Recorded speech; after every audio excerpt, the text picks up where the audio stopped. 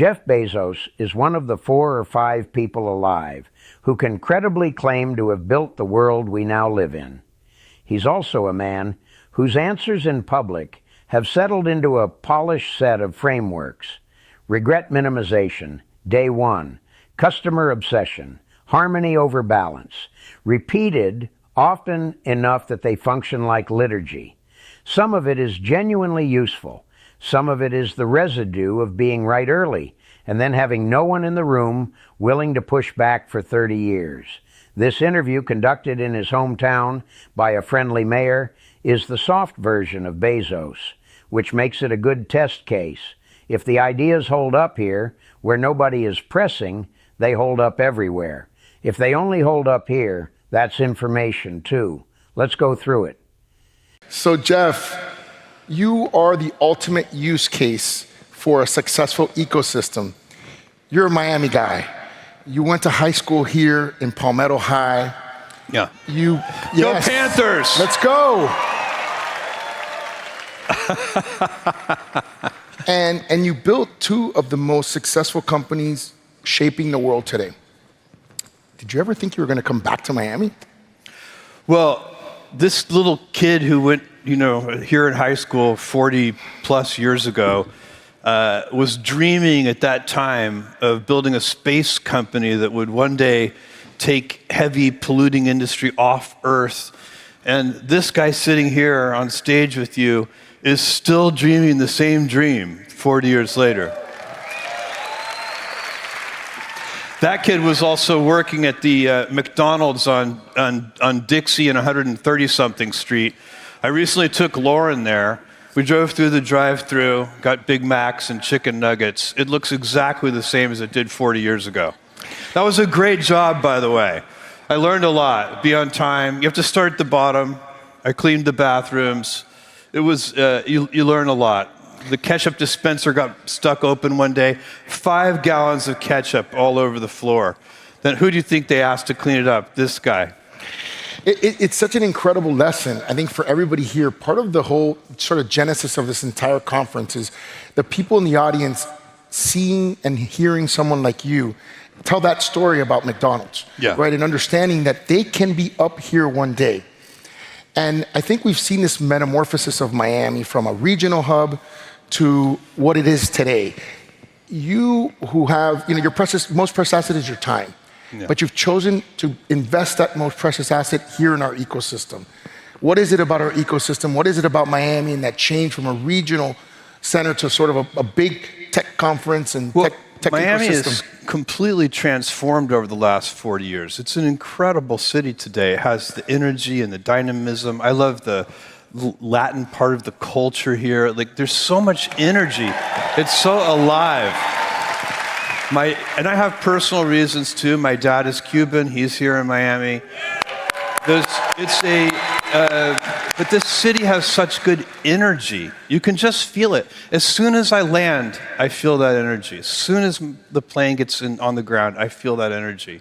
The McDonald's story does real work, and it's worth pausing on what kind of work it does. Bezos is one of the wealthiest people in human history.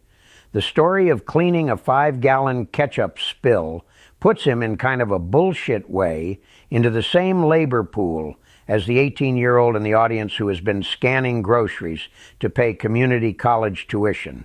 That's not an accident. It's also not exactly false. He did work that job. But the path from McDonald's drive-thru to Princeton, to D.E. Shaw, to a starting capital base provided by his parents that was large enough to absorb the failure of an internet bookstore in 1994. That gap is the part that doesn't translate to the kid in the audience. The line about having the same dream for 40 years is more interesting. It's probably true. And it points at something underneath his career that almost nobody talks about. The mechanism wasn't genius, it was duration. He has been working on the same 2 or 3 ideas for 4 decades. Most people can't hold an idea for 4 years, let alone 40. The replicable lesson here isn't the McDonald's job, it's the patience. Miami as setting is doing political work too. The mayor is selling the city as the next tech hub. Bezos is endorsing the brand. Treat that exchange for what it is, a productive alliance between a founder who likes warm weather and low taxes, and a city that wants the founders who like warm weather and low taxes. It isn't a neutral civic conversation. You started Amazon out of your garage, and you saw the internet sort of happening before it happened. What confidence did you have in taking a leap that you could create a company like the one that you created? Well, all big things start small. Sure. So you've got to accept that. That's the way it is, and you got to plant acorn and work hard and water it and nurture it, and maybe it grows into a big tree. For me, I made that decision, and I knew that if I didn't try, I would always be haunted by that. I would always have regret. I would always wonder what might have been. Right. And I think that that's the best way. When you're making a deeply personal decision about your own life, you can make pros and cons lists. You can be as analytical as you want. But at the end of the day, you have to project yourself forward, age 80, we're all living longer now, maybe age 90, and say, do I want to be haunted by that regret? I want to minimize the number of regrets I have in my life. And when you start thinking that way, that you're looking back on your life from age 90, most regrets are acts of omission. They're things we didn't do. Yeah. The regret minimization framework is the single most quoted Bezos idea, and it deserves the recognition. If you're 22 and trying to decide between the risky shot and the safe job, asking which choice you'll regret more at age 80 is a better question than almost any spreadsheet you could build. But the framework quietly assumes you have the option in the first place. Bezos, in 1994, walked away from a senior position at a hedge fund with savings, a network, and parental capital available to him. The calculation runs much cleaner when the downside of trying and failing is going back to a six-figure job in New York. It runs differently for the person whose downside of trying and failing is defaulting on student debt and moving home with their parents. That doesn't make the framework wrong. It makes it incomplete. The honest version is that regret minimization is the right question for the choices where you can afford the downside. Most people's actual problem is figuring out which choices those are. Bezos doesn't address that part because he hasn't had to think about it in 3 decades. The advice is still good. It's just downstream of a privilege he doesn't name. The deeper truth underneath what he's saying, that human beings systematically underweight the cost of inaction. That part is real, well documented, and worth carrying out of this clip, regardless of who delivered it. I think one of the things I've learned from you and reading what you've said and just being in your presence is you think about things very differently sometimes than everybody else does, sort of this first order thinking that you have. And so oftentimes people in a sort of disruptive modern day world are thinking about how do you predict the future? And what you said was diametrically opposite. You said, what are the things about the future that we know are not going to change? And then you gave examples. You said, that's exactly right. You said, we're not going to want to get packages slower. Yeah. We're not going to want things with less quality, and we're not going to want to pay more for those things. That's and you right. can build a business around knowing the things that aren't going to change. Tell us a little bit about that thinking and sort of. So, we live in a very dynamic world, and everything changes. Technologies change. Your competitive set changes. So many things are changing every day. You can't build a strategy on those. You have to build a strategy around stability. So you have to find the things that are not going to change. And say 10 years from now, what's going to be the same? And most of those things are going to be customer needs.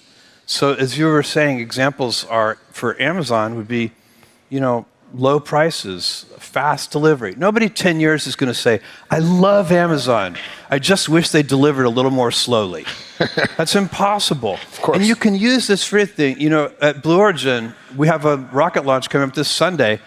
But I'm very anxious about it. I know. That's why I'm trying to break the ice a little bit here for you. A lot I'm excited and anxious. Of course. It's the second time we've launched the vehicle. It's a giant vehicle. It's called New Glenn. But I can use this method. What do we focus on for something like that vehicle? It's the same kinds of things that we know our customers will want. Nobody's going to say 10 years from now, I love New Glenn. I just wish it was a little more expensive. Or I love New Glenn. I just wish it was a little less reliable. Like in the context of being a mayor of a city, the same thing works. You can say, look, 10 years from now, is anybody going to say, I love Miami, I just wish the crime was a little worse? Or I hope not. I love Miami, I wish that the ambulances came more slowly. Or that the taxes were a little higher. You see what I'm saying? Like, the taxes were higher. These things are so fundamental. Sure. And and when you pin them down, you can put energy into them, making them better and better and better. If the ambulances take 11 minutes to come, then maybe you work on getting it to be 10 and a half minutes, sure. and then 10 minutes and 9 minutes. And that's how you could make a city great. And that's one of the things that people, I think, oftentimes in business, people make this mistake. They focus too much on what's changing instead of what's not changing. This is the most strategically loaded idea in the talk, and operators have been using simplified versions of it for decades without giving Bezos the credit. The principle: don't anchor strategy to what's changing. Anchor it to what won't. Customer preferences for low prices, fast delivery, and high quality are stable across decades.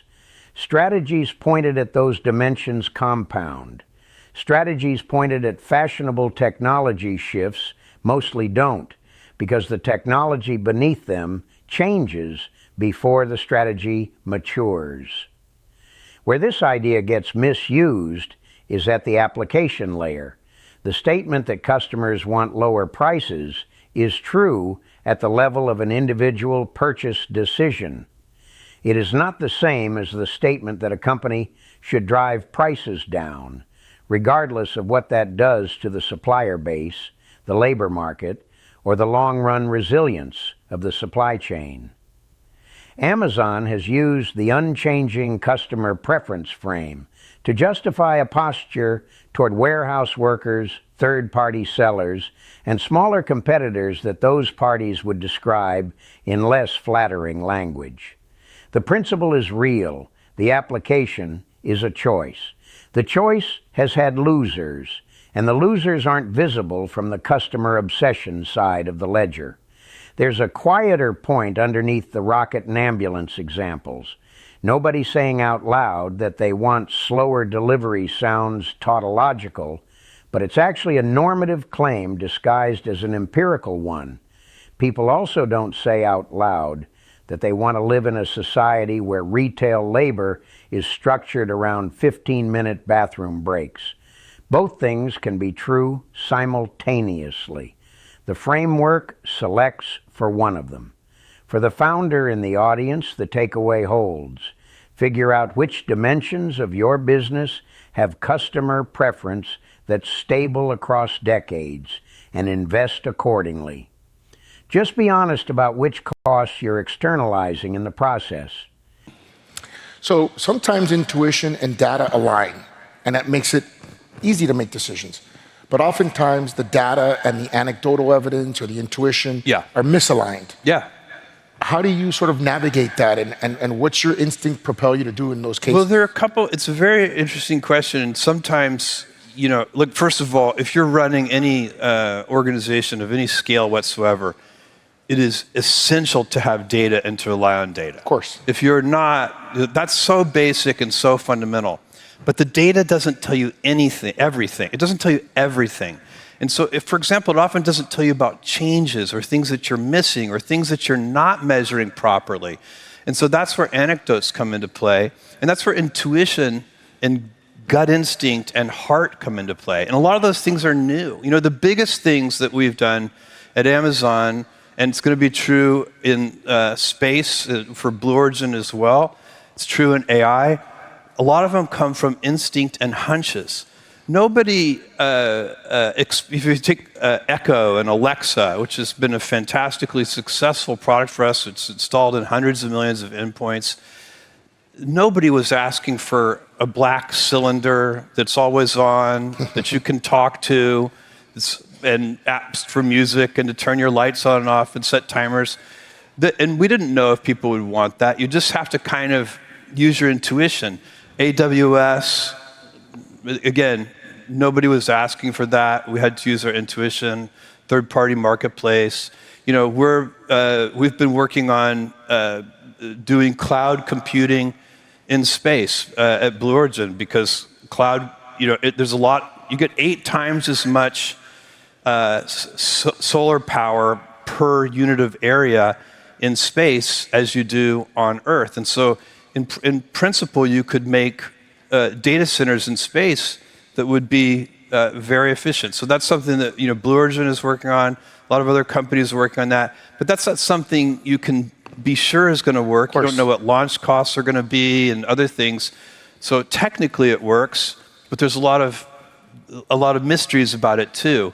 And this is, I think, when you're talking about invention, you have to be a wanderer.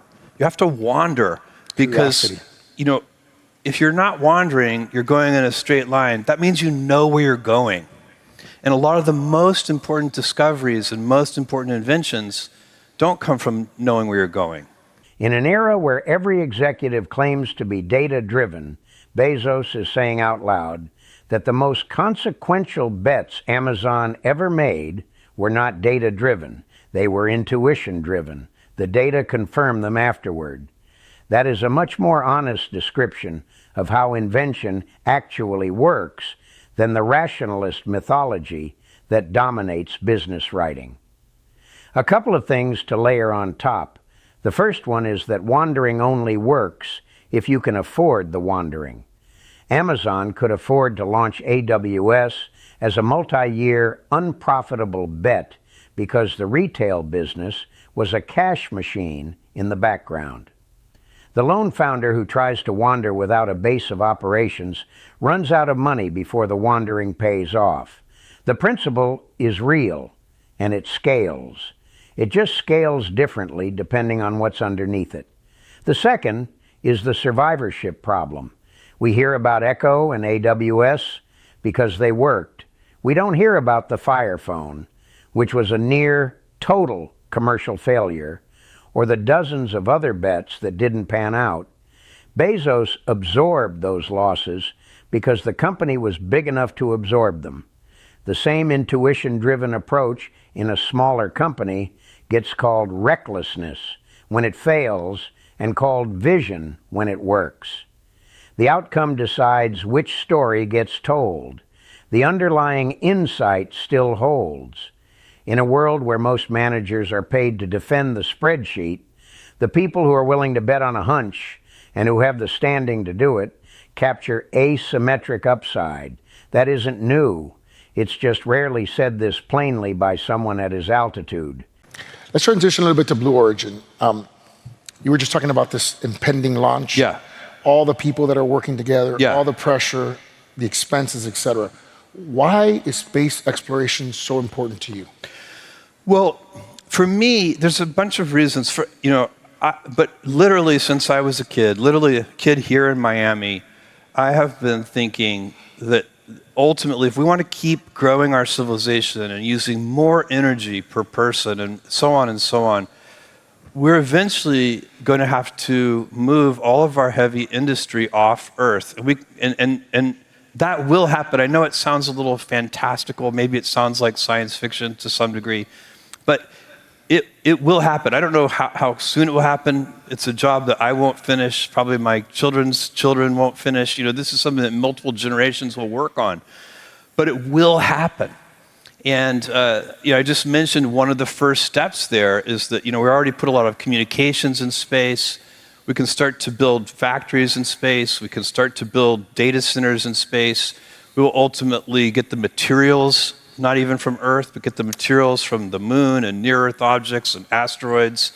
We have unlimited energy in space and unlimited material resources in space. And this planet is so beautiful and so unusual, this is the one that we're going to want to protect. There's no plan B. We have Not yet, at least. We've sent robotic probes to every planet. This is the good one.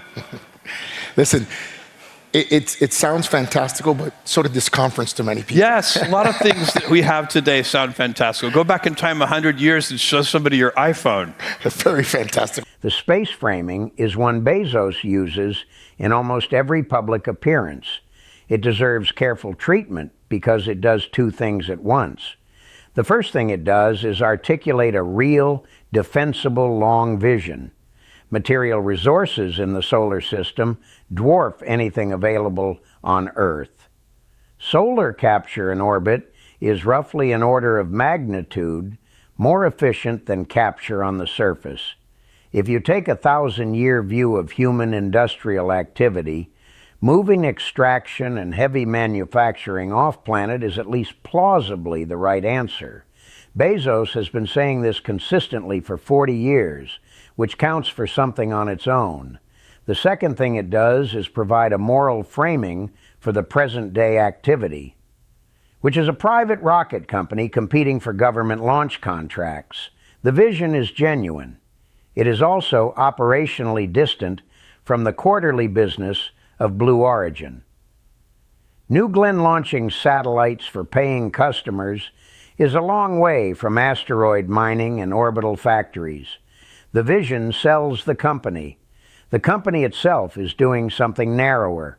The harder question, the talk avoids. Who decides what gets moved off Earth, and who benefits from the move?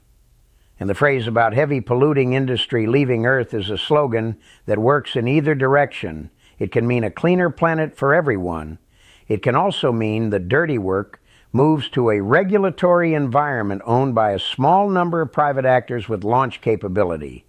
Both futures are consistent with what Bezos has actually said. Which one we get is a political question, not a technical one. He doesn't engage it. The mayor doesn't ask. They'll freak out. So Amazon, Blue Origin, two very different companies. Yeah. Talk to me about your mindset in how you sort of pivoted from one thing to the other and how your brain works to be able to come up with something like this. Well, fundamentally, I'm an inventor. It's the thing I do the best. It's the thing that I enjoy the most. I'm a good brainstormer. I love problem solving. And it's, to me, that creation of new ideas is what drives the world forward. You know, somebody 10,000 years ago or whatever it was invented the plow. And when they invented the plow, they made the whole world wealthier. And that's what happens. Every discovery, every invention, somebody invented penicillin and they made the whole world better. And they discovered it and they perfected it and then they expanded it to other antibiotics. And this is like, we're sort of one invention at a time. The world gets more prosperous. And that's my mindset. That's how I think about the world. I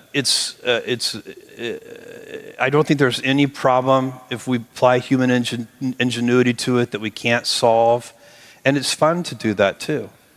So here's the inevitable pivot. AI.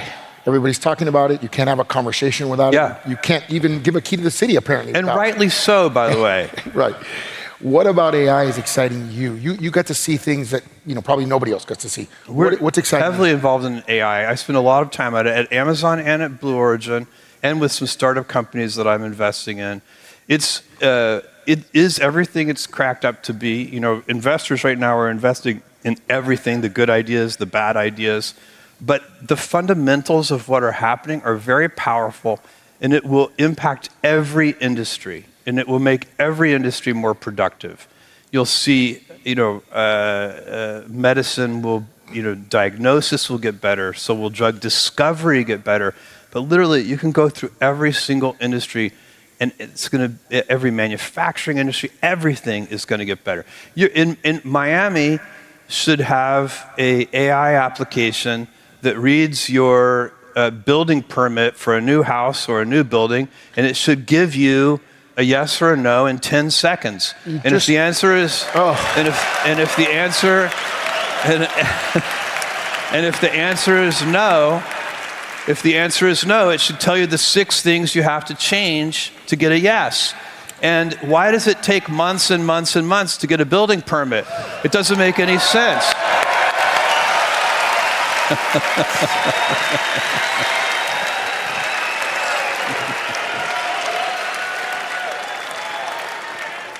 He just described a business that I would love to create. Exactly. This is a business opportunity. No, this is a $100 billion business, by the way. It's a huge business. Yeah. And most of the most things, like, have you ever noticed with any kind of permitting process in government, but at the state level, the municipal level, or the federal level, they almost always say yes. They just make you wait a long time. That's right. So, like, if they're going to say yes, can we do that quickly? Of course. And maybe with AI, it can just read all the plans, and it knows all the codes. Spit it out. Spit it out. Yep. And let me tell you, what people don't realize is, and you understand this, is a big building in Miami is a multi-billion-dollar enterprise. So you're talking about $500 million, $1 billion in lending costs. Yes. The daily carrying cost, 1 day of interest, $200,000 to $400,000 per day. Yes. So every day that it takes, it costs the developer, the ultimate user, $400,000 a day. Yes, and that doesn't count the frustration. Of course not. Which is infinite. Which is infinity. I have some white hairs as a result. No, and by the way, Miami is amongst the best. Thank you. No, but I'm just saying, this is the possibilities of this technology. Absolutely. Want to build it together? I'm very busy, but somebody out here is going to do this. That's true. That's true. The building permit example is the most useful concrete claim in the whole interview, and it deserves to be unpacked carefully because it tells you something about how the AI conversation lands when it leaves Silicon Valley. What Bezos is describing is real. Most permitting bottlenecks aren't technical. They're a combination of understaffed agencies, ambiguous codes, and a review process that runs sequentially when it could run in parallel. A well-trained model that can parse a set of plans against a municipal code isn't science fiction. It's something a competent team could build in months. The $100 billion opportunity framing is hyperbole, but the underlying problem is real, the technology's ready, and the savings to developers and homebuyers would be substantial. A couple of things the conversation doesn't touch. The first is that permitting friction isn't only inefficiency. Some of it is the political process by which neighborhoods, environmental constraints, and competing interests get adjudicated. An AI that returns yes or no in 10 seconds is doing technical compliance review, which is a real subset of the work. It is not doing the public comment zoning board, environmental impact part of the work, which is the part that generates most of the delay on contested projects. Replacing the technical review with AI is a real win. Pretending it solves the whole permitting problem is the kind of move that makes city planners roll their eyes. The second is the politics of who benefits. Faster permitting accrues primarily to people who already own land and capital. The mayor cited daily carrying costs of $400,000. That's a useful figure, but it's a figure for $1 billion development, not for a homeowner adding a deck. The framing centers the large developer experience as the citizen experience. Worth flagging. The bigger point Bezos is making, that AI is genuinely productive, not just hype, is right. The specific application is also right. The political economy of who captures the gains is a separate question, and one that conferences like this one structurally aren't equipped to ask. So it's going back to this sort of nexus between Amazon and Blue Origin. What were the lessons that you learned from building Amazon that you could apply to making Blue Origin the successful company it is today? This is such a good question. For me, the lessons, the big things are the same. So Amazon was really built on just a small number of principles. The first one is absolute customer obsession. Yeah. And I really mean that customer obsession instead of competitor obsession. So we pay attention to customers, to competitors, but we don't obsess over them. We obsess over customers. And Blue Origin is the same. The second thing is an eagerness to invent. So that you want to be pioneering, that you want to do new things. And there's never been a better time to be an inventor and a pioneer than right now, because the world is on fire with new ideas and with AI and space opportunities. And we're in the middle of multiple golden ages right now with a rapid rate of change. And by the way, rapid change is good for startup companies and bad for incumbents. That's right. It's hard for incumbents to Keep move up. fast. And so this is the best time ever in my lifetime, probably ever, to start a company and do something inventive. So second thing that that translates to Blue Origin, eagerness to invent. The third thing is long-term thinking. That is a giant lever. I once asked Warren Buffett, why don't more people copy your investment strategy? It's not that difficult to understand in principle. And he said, oh, Jeff, that's easy.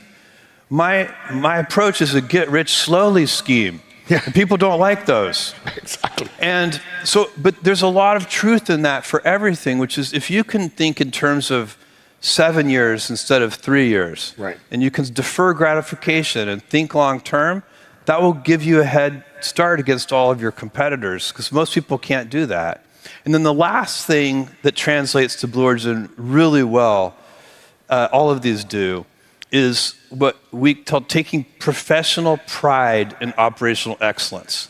And so I'm talking about the details that nobody but you will ever know. You know, when you're working on something, whoever did this conference, I can tell because it's so well produced, has professional pride in operational excellence.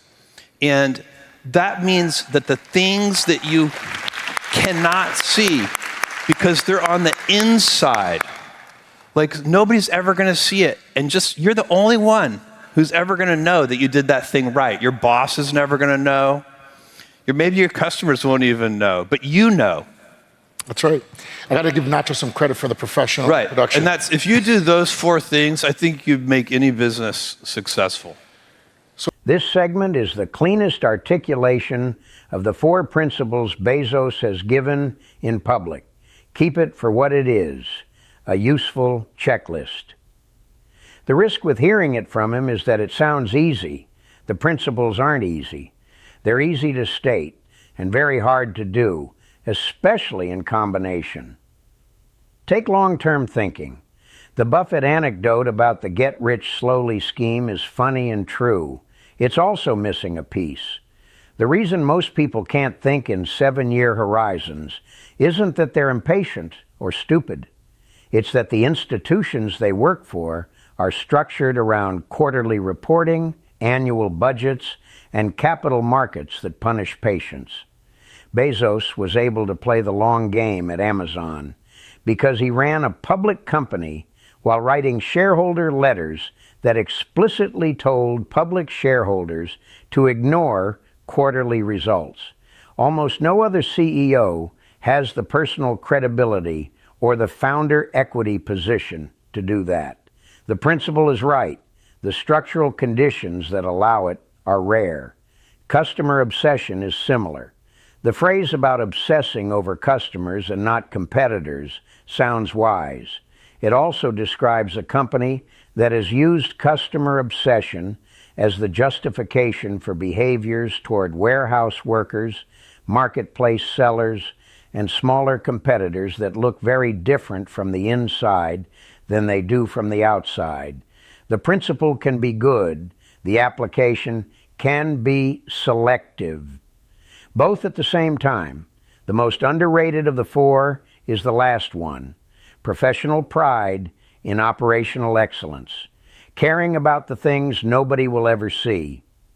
This is the principle that doesn't trend on social media doesn't get into MBA curricula, and is also the one that most reliably separates the people who build things that last from the people who don't. It's a quiet virtue. He's right to name it. So Amazon has become a massive company. And as with all big bureaucracies, our city has 5,000 employees, $1.5 billion annual revenue, 4 labor unions, all the bureaucracies that you can imagine. How do you maintain that sort of day one mentality, the scrappiness, the inventiveness, like you said, the sort of ability to pivot, make decisions, be decentralized? How do you maintain that hunger? Well, first of all, you have to talk about it a lot. So you have to say, literally, we have a building at Amazon headquarters we named Day One. Okay. And you got to talk about beginner's mind and being fresh. It's really important. To really move the needle forward in the world, you have to invent. And to invent, you have to be an expert. But you have to be an expert who has a beginner's mind. So you have to know the domain very, very well, learn all the details of what's already known, and then somehow be able to step back and say, now let's assume I'm a little toddler and I'm just seeing all of this for the first time. What would it look like? That's very important. You have to be able to be decisive and make decisions quickly. And that's a very hard thing to do as organizations get larger, because so many people have opinions. The thing to realize there is most decisions are reversible. Very rarely are they high consequence, irreversible decisions. By the way, when they are, you should go slowly. Of course. But most decisions can be made by a single high judgment individual.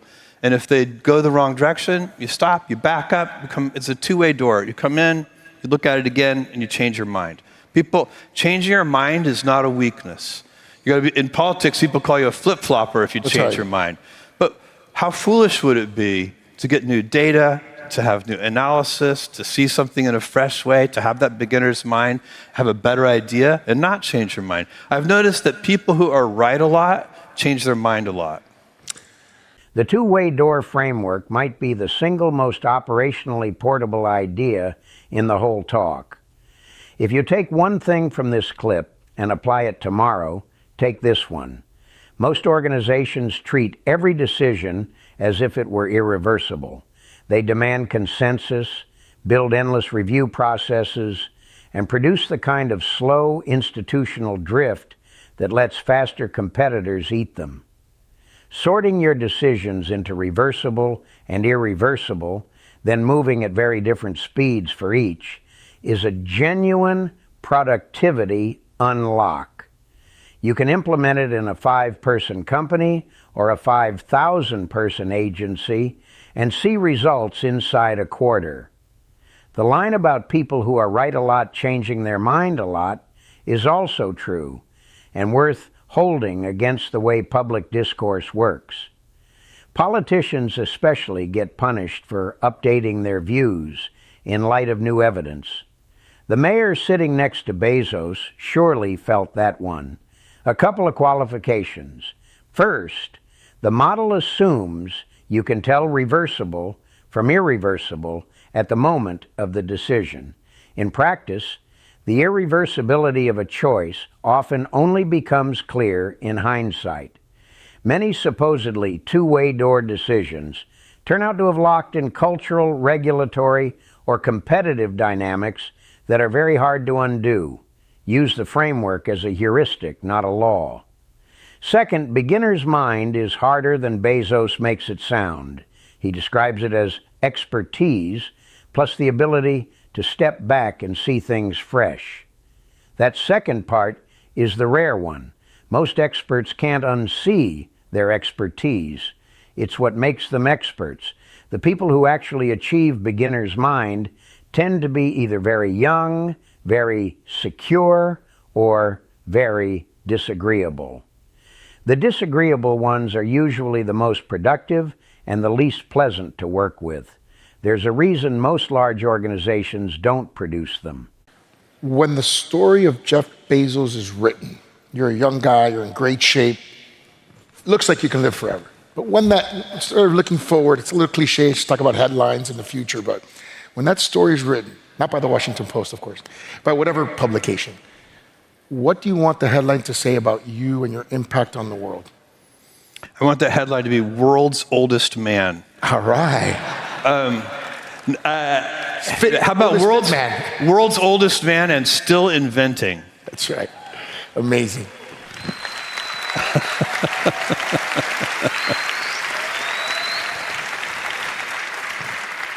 They love you here in Miami, man. It's good to be home.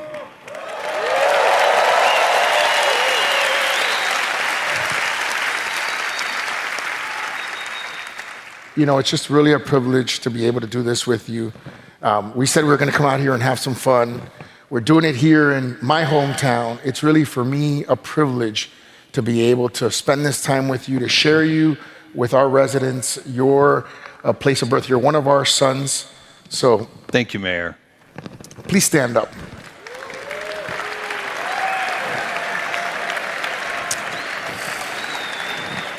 We've got to get the cameras out, man. On behalf of the citizens of the city of Miami, as mayor of this incredible city, this is one of the most incredible moments of my life, to be able to give someone who I admire so much, someone who is a public school student. How many public school students from Miami are in here? You too can be like Jeff Bezos, the oldest man ever to live. Jeff, thank you so much. Nacho, please join us. Okay, thank you. Oh, hey, thank you. Thank you, Jeff. That was amazing. It's a pleasure. He's the guy that produced this, so really, yeah. You got to give him. I can tell you have operational excellence. There you go. Thank you, well Jeff. done. It's an honor. Congratulations. Actually, I gotta tell you, Jeff, you're a true inspiration for my generation. You know, all of us in the beginning when we were kids wanted to be athletes, you know, or go to Hollywood. And after you, it's like everyone wants to be like a business titan, you know, and be the next Jeff Bezos. And it's also exciting because you have also shown us that you can balance work and life. We don't want to be in a factory 24 hours. You know, we want to have a life, have a family, play sports, be in shape. Harmony. So, harmony. Yes. Harmony. Reject balance. Seek harmony. Balance implies a trade-off. If you're happy at home, you're happy at work. If you're taking care of yourself, you have more energy. It's harmony. You're an example of all that. The world's oldest man line is meant as a joke, and it is one. It's also a tell. Bezos and most of his peer group at the top of the tech industry are spending substantial fractions of their personal capital on longevity research. The joke is the visible surface of a real bet that the next few decades will substantially extend healthy lifespan, and that they intend to be among the first beneficiaries. Whether that bet pays off is genuinely uncertain. That they're making it is not. The harmony over balance reframe is more interesting and worth pulling apart. It's a phrase that lands well in front of an audience because nobody wants to be told they need balance. Balance sounds like compromise, like settling. Harmony sounds like everything firing at once. The honest version is that harmony works as a life philosophy. When the work you do energizes you, your family is supportive, you have unlimited resources, and you have staff to handle everything else. For most people, work and life genuinely are in trade-off. Hours spent on one are hours not spent on the other. And pretending otherwise is the kind of language that makes overwork look like a virtue. Bezos is, at this point in his life, in a position where harmony is achievable. Generalizing his answer to the 25-year-old in the audience who's working 2 jobs is the kind of move that conferences like this make routinely and shouldn't. The reframe isn't wrong. It's just downstream of conditions most listeners don't share. Use the language if it helps you. Don't let it shame you when the trade-off is real. What you got in this room is the Bezos that the audience came to see. The frameworks, the McDonald's story, the 4 principles, the long vision for space, the encouragement to invent, most of it is genuinely useful. Some of it is the polished surface of a much harder set of operational realities. The labor practices, the political economy of big tech, The way founder advice generalizes badly to people without founder class resources. The mistake is to treat the package as one thing. The signal is in separating what's repeatable from what's only repeatable for him and being honest about which is which. The two-way door framework, the operational excellence principle, the build on what doesn't change idea. Those travel. The regret minimization framework travels for some people. The reframe about harmony mostly doesn't. Take the parts that work, push on the parts that don't. That's the only intelligent way to listen to anyone who spent 30 years not being contradicted in public.